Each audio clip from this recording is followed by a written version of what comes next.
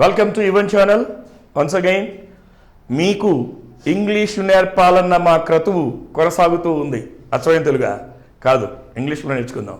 We are going to continue this process of teaching spoken English for the sake of a good results. Right, so far we have been discussing about the B forms, and as a part of that we have completed is, was, or, were, has, have and had. Well, in this aspect we have forgotten two things. One, as a B form we are supposed to discuss about do and its past form did and its indefinite terms does. Actually, I left this one because I would like to teach these parts while I am going to teach the principal verbs.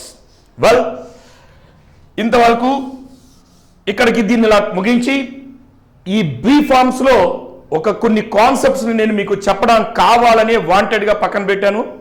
ఏంటో అవి చూద్దాం. మీకు ఇంతకుముందు క్లాసులో నేను స్పష్టంగా చెప్పాను, subject singular అయి ఉండి అది past tense and present tense అయి ఉంటే, అంటే టెన్స్ ప్రజెంట్ టెన్స్ అయి ఉంటే అప్పుడు మిమ్మల్ని ఏం వాడమని చెప్పానో గుర్తుందా? ఈజ్ వాడమని చెప్పాను. కానీ ఇంకొక ఇదే సందర్భంలో మనకి ఇంకొక బీ ఫామ్ ఉంది, అది యామ్. ఇది కూడా సబ్జెక్ట్ సింగులర్ అయి ఉండాలి, అలాగే టెన్స్ ప్రజెంట్ టెన్స్ అయి ఉండాలి. అప్పుడు మాత్రమే దీన్ని యూజ్ చేస్తాం. ప్రొవైడెడ్ ఈ సబ్జెక్ట్ ఏదైతే ఉందో ఈ యామ్కి ఒకే ఒక సబ్జెక్ట్ ఉంది, దట్ ఈస్ ఐ. ఈ ఐ అనేది పర్సనల్ ప్రొనౌన్ అంటాం. ఈ పర్సనల్ ప్రొనౌన్లోనే I, we, he, you, he, she, it లా అండ్ వాటి యొక్క బీ ఫార్మ్స్ లేదా వాటి యొక్క పాస్ట్ ఫార్మ్స్, కన్సర్న్ ఫార్మ్స్ వస్తాయి. కాబట్టి ఈ ఐ వచ్చేటప్పటికి though it is singular present tense, I is అని వాడం, ఐ ఆమ్ అని వాడతాం. I am writing a poem, I'm writing a poem. దీన్ని మీరు ప్రత్యేకంగా నోట్లో రాసుకోండి. ఏ నోట్లో? మీ నోట్లో కాదు, NOTE నోట్లో. దిస్ ఈజ్ కాల్డ్ నోట్ 1 అనుకోండి దీన్ని. So I'm writing a poem, I am. ఈ ఐ అనేది personal pronoun. This is pronouns చాలా రకాలు ఉన్నాయి. Personal pronoun, reflexive pronoun, demonstrative pronoun, reciprocal pronoun, ఇలా చెప్పుకుంటూ పోతే చాలా ప్రొనౌన్స్ ఉన్నాయి. 9 రకాల ప్రొనౌన్స్ ఉన్నాయి. అవి మనం పార్ట్స్ ఆఫ్ స్పీచ్ చెప్పుకునేటప్పుడు చెప్పుకుందాం. దయచేసి ఇంగ్లీష్ పండితులు ఎవరైనా ఉంటే వారు అర్థం చేసుకోవాల్సిన ఒక విషయం ఏంటంటే, ఈ ఇంగ్లీష్ని లోవర్ లెవెల్ పీపుల్కి తీసుకొచ్చి వాళ్ళని సైతం పర్ఫెక్ట్ చేయడమే మా ముఖ్య ఉద్దేశం. అందుకని మేము గ్రామర్ యొక్క డీప్గా వెళ్ళడం లేదు. అలా డీప్గా వెళ్ళాలంటే మార్కెట్లో చాలా పుస్తకాలు ఉన్నాయి. మిమ్మల్ని ఇంగ్లీష్లో పర్ఫెక్ట్ చేయడమే మా ముఖ్య ఉద్దేశం. సో ఐ అనేది పర్సనల్ ప్రొనౌన్ కాబట్టి ఈ ఒక్క ఐకి యామ్ అని మాత్రమే యూజ్ చేస్తాం. ఇంకొక చిన్న విషయం ఏంటంటే, దీని యొక్క పాస్ట్ ఫామ్ మళ్ళీ ఈజీ యొక్క ఫాస్ట్ ఫామే వస్తుంది. అంటే ఎగ్జాంపుల్, దీని యొక్క ఇది డైరెక్ట్ స్పీచ్లో ఉంది అనుకుందాం, డైరెక్ట్ స్పీచ్లో ఉంది అనుకుందాం. ఇండైరెక్ట్ స్పీచ్లోకి వచ్చేటప్పటికి దీని ఈ సెంటెన్స్ని హీ టోల్డ్ దట్, ఆయన చెప్పాడు. ఏమని చెప్పాడు? ఐ కాస్త ఏ విధంగా మారుతుంది? హీ. ఐ కాస్త ఏ విధంగా మారుతుంది ఇండైరెక్ట్ లో? హీ. యామ్ ఈజ్ యొక్క పాస్ట్ ఫామ్ వాజ్. మరి యామ్ యొక్క పాస్ట్ ఫామ్ ఏంటి? He was writing a poem. He was writing a poem.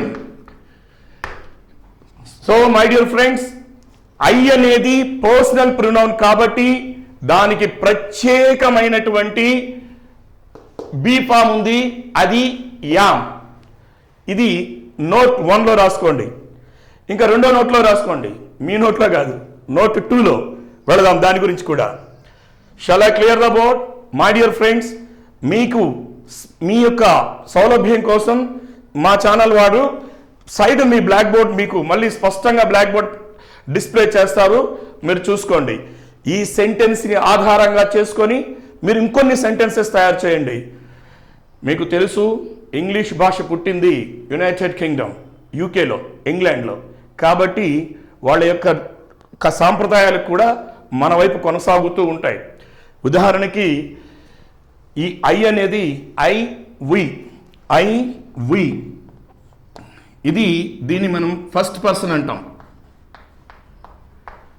I we and వీటి యొక్క కొరాలరీస్ కూడా అంటే మై, మీ, వి అంటే ఆర్సెల్స్ ఇలాంటివన్నీ కూడా ఫస్ట్ పర్సన్లోకి వస్తాయి. నేను డీప్గా వెళ్ళడం లేదు. యు అనేది సెకండ్ పర్సన్లోకి వస్తుంది. యు అనేది సెకండ్ పర్సన్లోకి వస్తుంది.